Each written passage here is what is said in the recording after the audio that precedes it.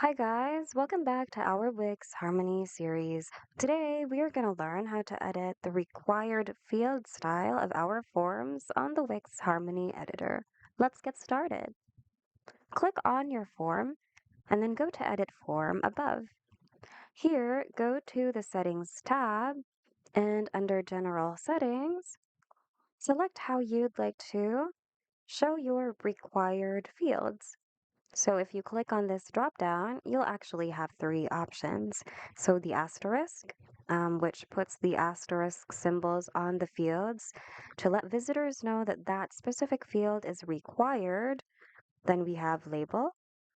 A label is shown to let site visitors know that this field is required, or none, which unfortunately doesn't let users know that a field is required, and it's recommended to only use this option if all fields are required on your form. So feel free to select an option that you prefer. Once you're done, click on Save to save the changes you've made on your form. And once that's done, you can safely close this window. All of your changes will automatically be saved in the Wix editor as well. So that's it. Hope you found today's video of help.